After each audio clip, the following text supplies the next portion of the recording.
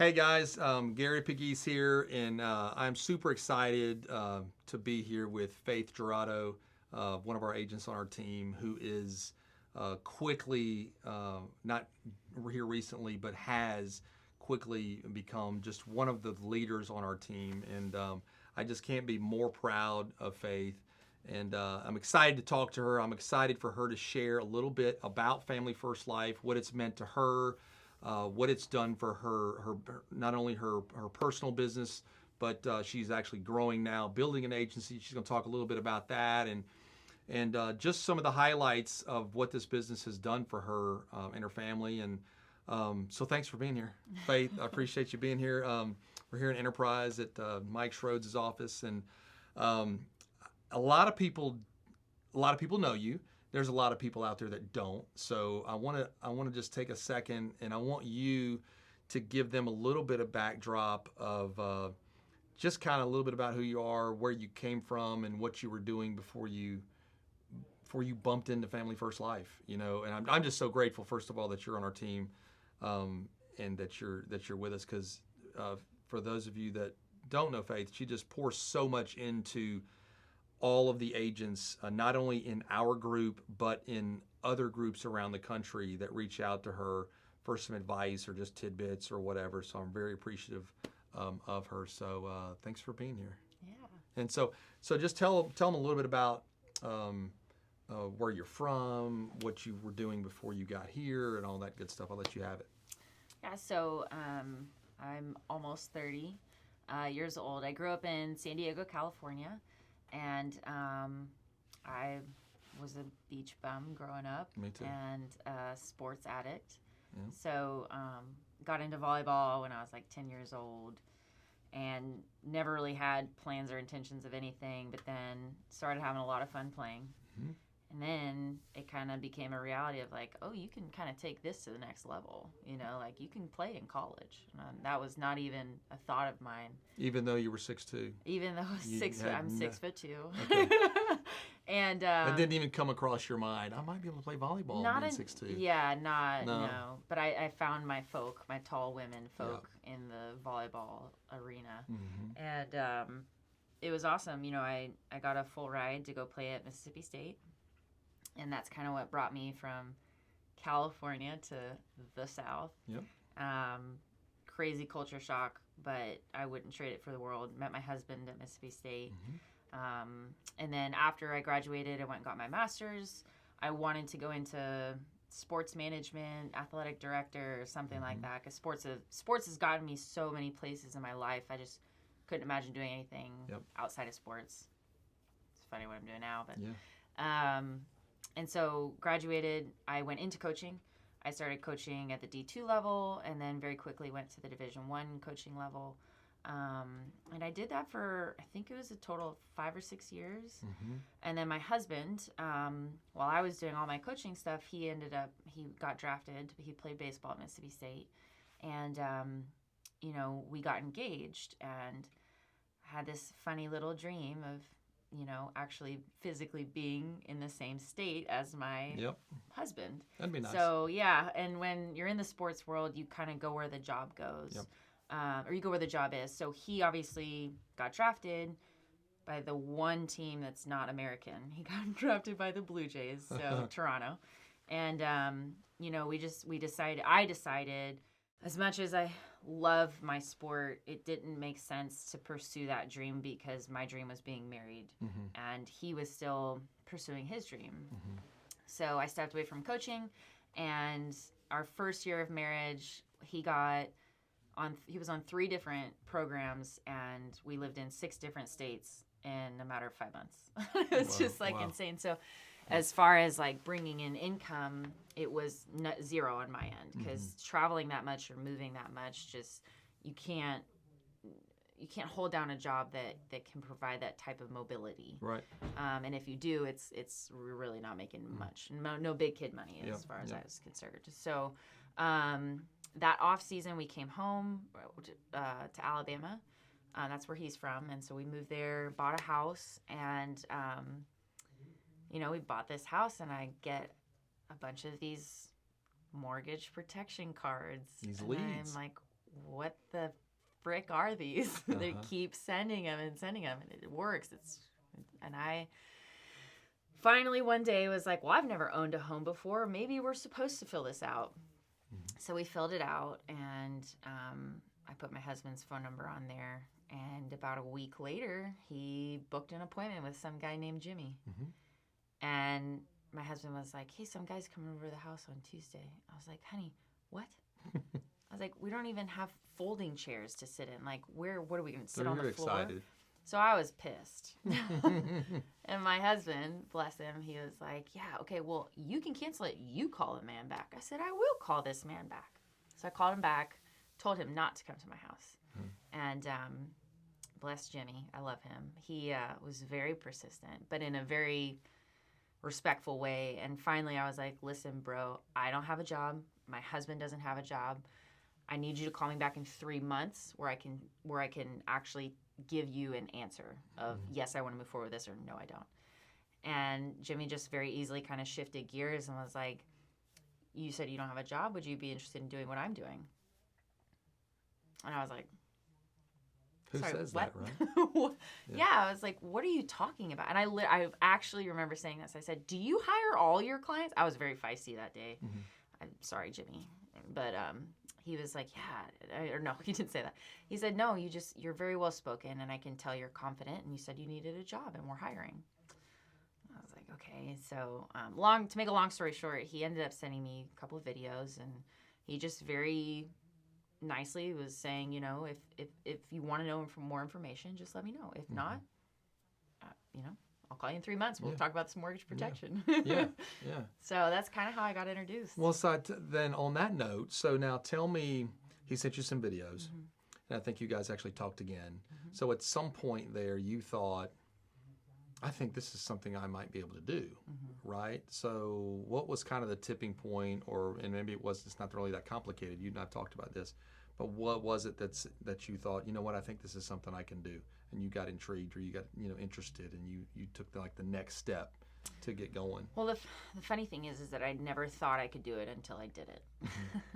Even the whole time I interrogated Jimmy about this job. I've never been on a commissions job. My natural the way I think about money is consistency, and the fact that this job is inconsistent income scares me still to this day, even though I know it works. And so it's just I am wired to be a salary income earner, meaning like this is what I'm getting, so I can budget everything out.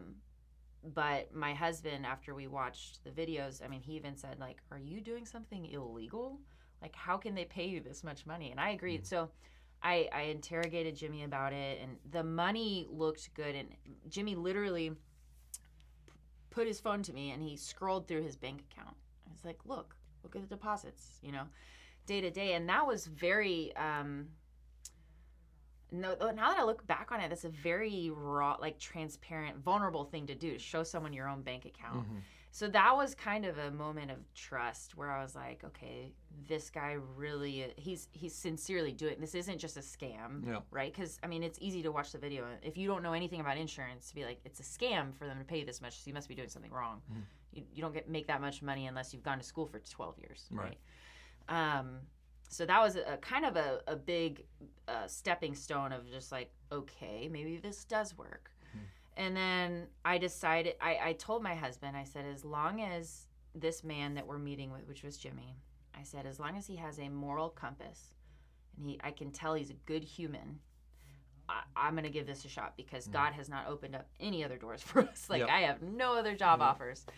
And that door never closed to FFL. Jimmy was always like, well, the offer's there. If you have any more questions, just ask. I'm happy to answer. And even then, I started studying for my tests, and I still didn't think it was going to work. I still thought I was going to fail, because I don't know anything about sales. I don't know anything about insurance. Like, it's like when you first get started and you're embarrassed to say you're an insurance agent, because you're like that guy, right? No one's proud to be an insurance agent. Now I am, but when you first so I was like, this is never a career path I thought I'd go down. And passed my test, and I was even like, oh my gosh, I've gotten this far. Something was supposed to hiccup to where I was just going to get my escape hatch. It was going to be your sign. Yes, right? my sign. Exactly. But this rowboat in the flood just keeps coming by your house, going. right? It's like Yes. just the same one comes by. Yes. So yeah, and so I never got my sign to like, hey, jump ship, bail. Right. This is not a good deal. And so I got my first set of leads, and I called Jimmy. I got like 6 leads in one evening, and I said, "Oh, I got my first 6 leads." And he goes, "Call him." I was like, "Wait, what? It's not Monday or Thursday, right? I can't call him right now." He's like, "No, you can call him." Yeah. And it was kind of that moment of, all right, here you go, swim deep end, and just drop you in. And I think I never would have picked up the phone if Jimmy just didn't make me. Yeah. And he was like, you're gonna have to pick up the phone at some point. And so you're either gonna fail or pass at some point. You got to do it and get it over with. And I was like, okay. And I think it was like 2 appointments for the next day or whatever. And then I think my first week total, so then the next day I actually dialed the rest that I got in. Yeah. And I think my first week I got like 13. Yep. Which looking back on it now, I'm like, I didn't know how I did that. That was huge. And I didn't know what I was doing, but he was just like, watch this video and repeat. Yeah. Yeah. Watch this video and repeat. So here's what I know about you. Okay, so then we'll let you finish. Okay. So, because our backgrounds are very similar, you know, you grew up in sports. You're surrounded by just athletics. You marry a baseball player. I mean, your family life is just infused with athletics and competition and winning and losing and just working hard and all the things that come with working hard. So that's just kind of how you've been wired all of your life. So when Jimmy first hired you, and I got a little bit of backdrop on your background, my first statement was, she'll never lose. Okay, because if you really look back at your life, yes, have we lost competition games? And we all have. But if you look at your actual career path, you never really lost ever. I mean, as far as like where there's an occupation or whatever, like you're always, I guess a better way to say it is you always found a way to fix a problem, go win, go do the next thing. And typically that's what athletes do, coaches do or whatever, is we just, when something doesn't go right, we don't just throw in the towel and go, okay, that's it. We always go, okay, what did we do wrong? What do we got to fix? And then you go back and you make it better. When's the next game? Right, you lost that game. When's the next practice? We got to go back to work. It's kind of the same thing. So I always knew you were going to win. I didn't know when that was going to happen, but you won the first week. I mean, you rode over 7,000 the very first week you were in the field, and I'm going to let you talk about that for a second because for a lot of new agents out there that have had no life insurance experience at all, probably no sales experience at all, right? I didn't have any as well. But how did you go out with no life insurance experience? I didn't even know anything about life insurance when I first started. So how do you go out the first week and win and write $7,000 the first week that you're out there? And you booked 13 appointments for the first week. I booked 5. First week I was in the field. It was awful. I was awful. But you just kind of, right, when's the next practice? When's the next game? Keep going. So I want you to talk about that for a second and what that first week was like to kind of give the new agents out there a little snapshot of what that looked like for you. There was some good stuff, bad stuff, just whatever. Yeah, I mean, I was really scared because I hate to fail. Yep. And it was almost like, like this journey of like, okay, nothing bad has happened yet. It's fixing to happen. Like something, when is the other shoe going to drop? You played this game long enough, you're going to lose. Right. And, there is always, with every new agent, there's this feeling of, I don't know what I'm talking about. Whether you come from insurance or not, you're now working with 15 carriers. Yeah. 15 carriers. There's so many different products. And I remember calling Jimmy and I said, I don't know what I'm talking about. And he just said, don't worry about it. Pick up the phone, book the appointment. And when you get to that appointment, call me as many times as you need to. And at this point, Jimmy had never fallen short on his word. And he showed me his, it was this constant building up of trust. And, he said, watch these videos, look at these phone scripts, write a phone script out, we'll practice it, and then do it. And so far, I did the phone script, and I booked 13 appointments. And well, not in my first setting, right? So the first part of the week, I think I maybe like 7 of that. And so I was like, okay, he hasn't guided me wrong so far. But I still hated the idea of, I don't know what I'm talking about. And he just told me, he said, go into that house and just try and help that family, and I'll do the rest. Mm-hmm. And I do know something I've always been confident about myself is I love people. Mm-hmm. People are what make my life worth living, really. Relationships, friends, family, all of that. And so if I could walk into this house and just say, okay, I'm going to go help my grandma, and literally treat it like that. And I think that helped me come across as sincere of, hey, I don't know, I may not know what I'm talking about, but like, I'm going to help you find the best product. Mm-hmm. And I got this product specialist over here, and he's going to tell me which one to show you, and I'm going to show you that. Yep. And that's kind of, I think I had 13 appointments, and I sold like 7 or 8 policies maybe. I should have checked on that, but. Which is the average of people that have been doing it for 20 years. Sometimes I mean, I can't it's even do that like now. half. I mean, so. Yeah. No, and it was just, every single appointment was a start over. Mm-hmm. Okay, start up, new family, new experience, call me. Mm-hmm. New family, and it was just the same thing with dialing. It was just like, just keep dialing the next call, keep going. And then like, now I look back on it and I was like, wow, how did I do that? Yeah. Because I'm going to tell you how you did it. I'm going to take 30 seconds and just tell everybody that's listening how you did it, because you said some things that are really interesting a second ago. And you said, I just did what he told me to do. Yeah. Like literally. He just said, just dial the leads, and you dialed them. Mm-hmm. And you just kept dialing them. And I know this, you didn't talk about it, but I know you got plugged into everything we talked about getting plugged into. You got plugged into training. He said, hey, listen to this call tonight. Yeah. And you would jump on a Thursday night training call. Every Thursday. And every Thursday night.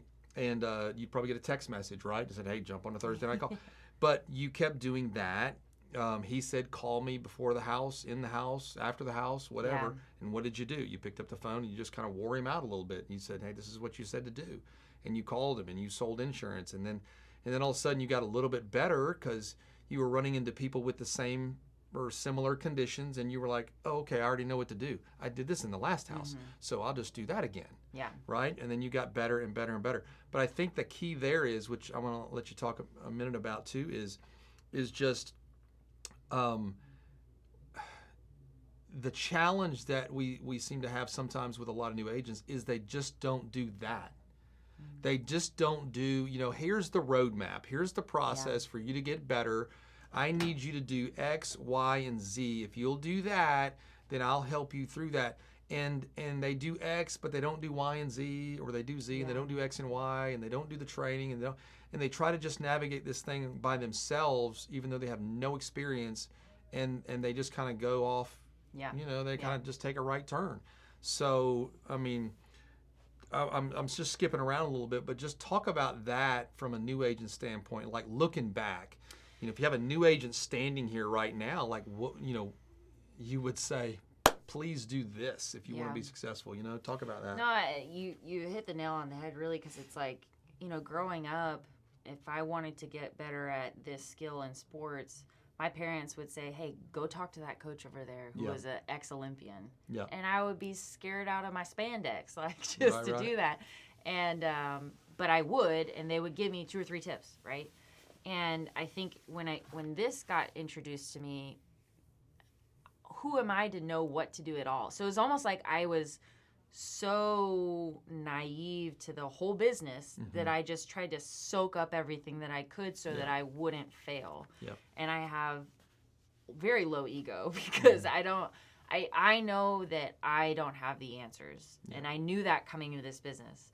I've never been a business owner. I've never sold anything. I've never been in insurance. And so I went to the people who were successful.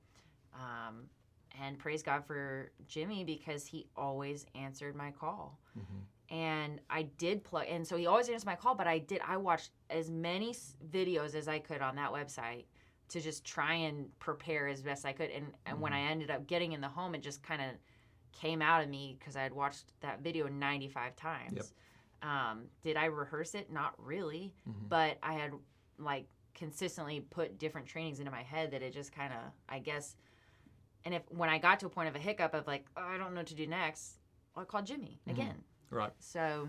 Right. Well, and here's what I know about you, and because you're uber competitive, and because of your background and upbringing and those kind of things, but and just let me be clear, like you don't have to be an elite athlete at the highest level to be a competitive person. Yeah. Like you don't have to play sports ever and be competitive. I know people that have never played athletic, but they're like super competitive.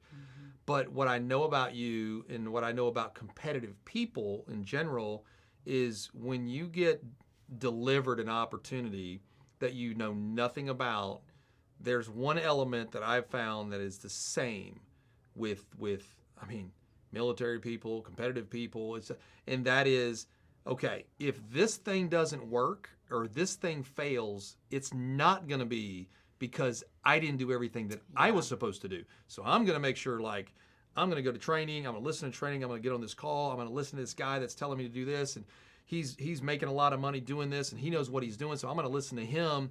So if this thing doesn't work, like, it's not going to be because Faith Gerardo didn't do what she was supposed to do, right?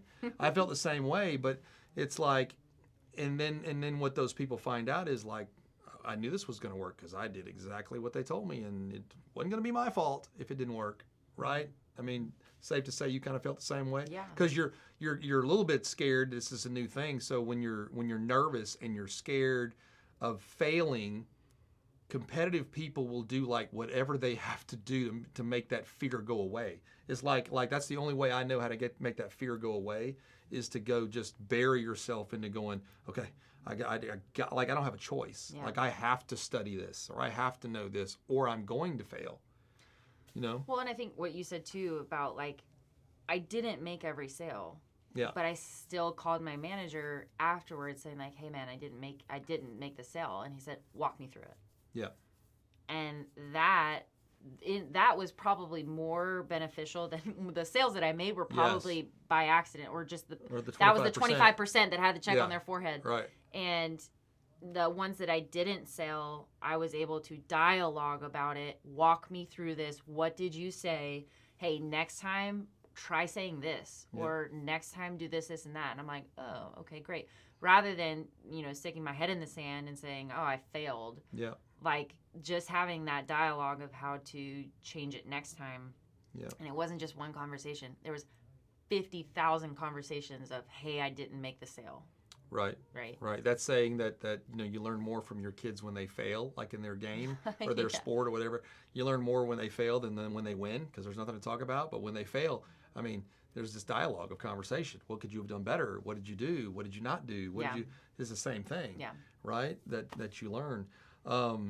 Well, I want to. We could sit here and do this like all day. We could talk about this, right, and successes and failures and how to overcome and all that stuff. But just I'm gonna let you have the final word and just kind of close out on just what now that you've been with us for like 2 years, you're building an agency now, sales manager right now on the road to VP. You're the closest one to get there in our group, so I'm super excited about that and helping you get there. But just talk for a second about just what you like about, what you love about this business, about FFL, and just, we just love that you're with us, and everything that you bring to this team is phenomenal. So I'll let you talk about that, and then we'll close it out. Well, to kind of bridge those two conversations, like as successful as I was in my first week, it was a bumpy road after that. I hit the holidays, I hit Christmas, which I didn't know how to navigate. Yeah, you started in the fourth quarter. I started literally the first week of November, essentially. Uh-huh. And so I had a really great first week, but then I had all these plans that I had before FFL came in, and I didn't know how to navigate any of that. And then I had like several trips planned, and so honestly, I didn't get into a groove of anything. I just kept failing as how I felt. I kept going in the red on my credit card, but I still believed in this dang business because I saw, I went to convention. Yeah. I saw Jimmy's bank account. I saw your bank account. I saw these numbers and everything that everyone was posting. I was like, okay, this works, but I'm not getting there yet. And I'm telling you, I think my credit card, I couldn't pay off my credit card. And I just had a business credit card. Let me be very clear. This was all business. So all lead purchases, all that was on one card. And I couldn't pay off my credit card for the first 4 months. And that was my goal, to be like, I know that people are doing this the right way where they can pay off their credit card. And I sold that much in my first week. So I knew I could do it again. Yes. But I didn't know why I kept doing this. And then I went to convention. And it was this beautiful experience of, okay, not only am I in an incredible business where I can make a bunch of money. I wasn't quite doing that yet, but I knew I could. But now I realized that I was surrounded by so many other men and women who are doing exactly what I'm doing, who believe in helping other people, who believe in, they truly got up on that stage. And I was saying it earlier, I cried every single day of that convention because it was this overwhelming blessing of you're where you're supposed to be, Faith. Not only are you in a business where you can succeed financially, whatever level you want to succeed on, but you're surrounded by the right people. And for me, that's huge. I could be doing anything in this life as long as I'm surrounded by the right people that can pour into me, that can build me up, that can help me set goals and help me achieve them. And if you get into Family First Life, that is one thing you will know that you've come a part of. There are people that have helped me in this business that have nothing to do with me financially. We don't affect each other at all. Yep. I'm not on your agency or whatever, and they have poured into me just like I am. And that to me so it was like, hey, you can make a lot of money, great, but I'm not money driven, Gary. I'm not. That's not what wakes me up every single day. Which I wish I was sometimes, because I think my numbers would be insane. But I'm not, and that's okay too. Yeah. But what is a passion of mine is mentorship, is growth, is seeing people succeed on many levels. It doesn't just have to be financially. And I've said this before too, we all have different definitions of success. Yeah. But the fact that we can all be in the same industry, same business, and all be successful on different levels. I think that's incredible. Where else can you find that? Yep. It's like every other business. It's like, oh, unless you're CEO, you're still down on the totem pole. Right. But it's like, if I want to make $6,000 a month, I can. If I want to make $40,000 a month, I can. And that has made all the difference in the world for me to continue to build my relationships with people in this industry, to continue to grow, to continue to build, really, I guess. Does that answer your question? Yeah, no, it 100% does. And these are discussions you and I have talked about, just weekly, right? But all that being said, I'm just, you're just such a blessing. You're a blessing to me. You're a blessing to this agency and this company, because of what you just said. And people do feel you pouring into them. I know you've been poured into as well, but it's really cool to reciprocate that, right? To not only your friends and your other agents that are here as business partners with you, but I just can't be more proud of you. I am so proud of you and what you're doing. I'm more excited about what this next year has in store for you, because I really think that there's going to be something significant happen, in your life from a business standpoint. But I just appreciate you and everything that you do and everything that you stand for as well. I'm more excited about that and your friendship. So I appreciate your time. And guys, that's all we got. And thanks for jumping on with us. And hope you guys have a great rest of the day. See you.